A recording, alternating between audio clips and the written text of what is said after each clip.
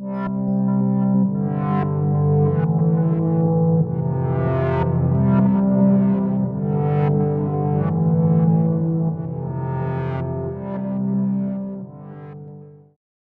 received an email yesterday, November 29, 2021, from one of my longtime subscribers, Kyle George, who advised me about the new Unfound podcast video covering Brian Shaffer's case. Thank you, Kyle, for that heads up.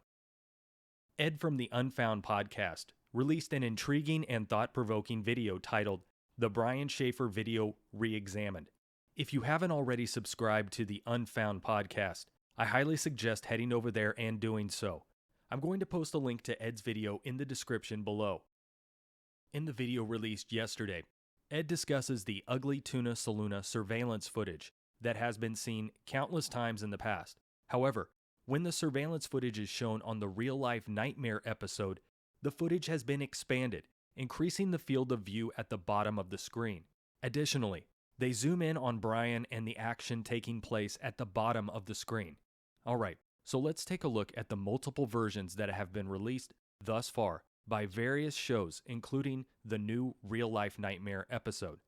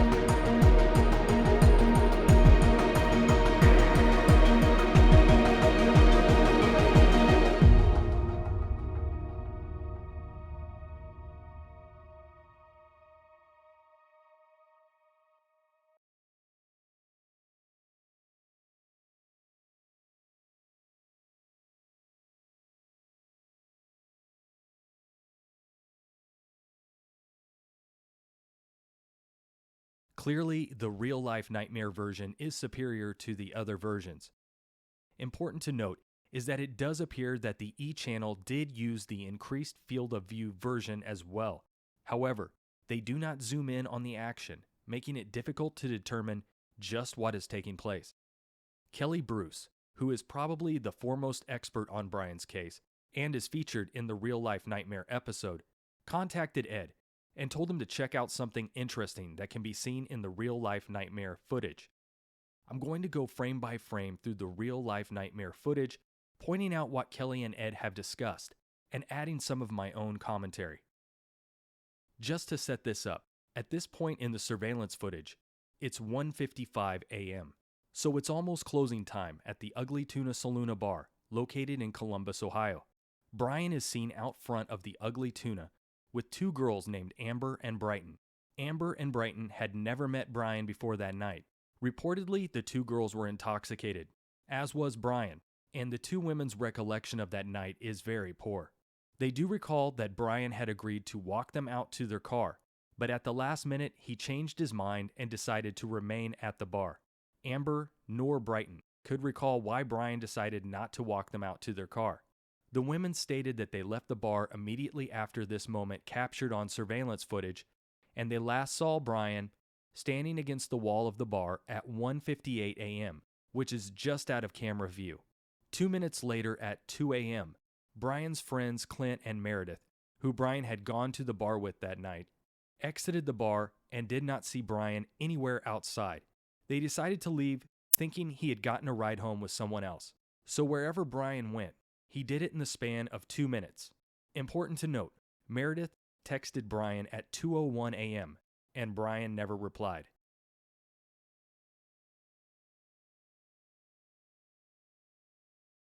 I believe this is Brighton, and as I start the frame by frame, I have circled where her purse is located. I want you to keep the location of her purse on her left arm in mind as we continue through the footage. The two women seem to be having some issues, and Brighton appears to be trying to gather her friend to leave.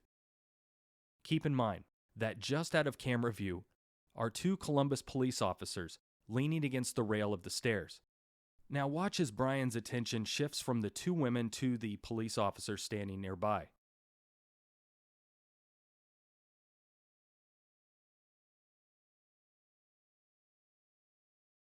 He's still staring over at them.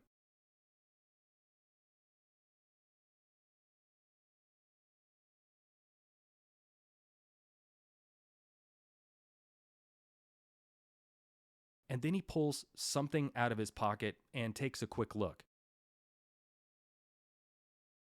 Kelly and Ed are stating that they believe this is Brian's cell phone. It looks like the shape of a cell phone to me. There are numerous reasons as to why Brian may be looking at his phone, perhaps checking the time or checking for missed calls and text messages. Now this is the interesting part. Brian still has his cell phone in his left hand as he reaches out towards Brighton, who is on her cell phone talking to someone. Kelly and Ed have asked the question, did Brian dump his cell phone into Brighton's purse while she was distracted for a moment? To answer that, we'll need to determine if the phone is still in Brian's left hand when he pulls his arm back into camera view. Unfortunately, Brighton's head is blocking the view of Brian's left hand.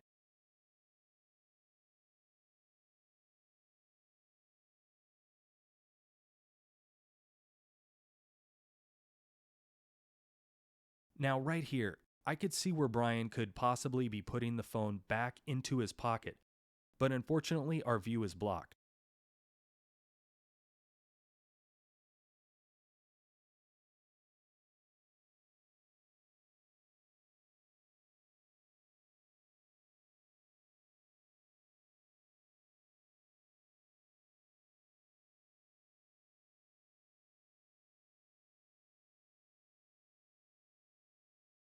As Brian raises his arms to his side, standing akimbo, we can barely make out his left hand.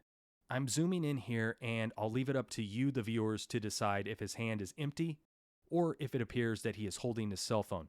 But even if you believe his hand is empty, there are a few seconds prior to this where his left hand is blocked by Brighton's head when Brian could have stuffed the phone back into his pocket.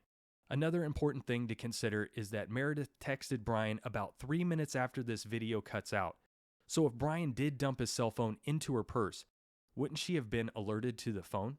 One could argue that perhaps Brian powered his phone off before dumping it. Lastly, I'm certain Brighton would have discovered Brian's phone in her purse at some point and turned it over to law enforcement. While this was the first time both women had met Brian, they both knew Brian's friend Clint. So I believe they would have contacted Clint at the very least and notified him of the phone. I just don't think they would have kept Brian's phone as a memento, rather than turn it over to the police. But I'll leave it up to you, the viewers, to decide. What do you think? Leave a comment below.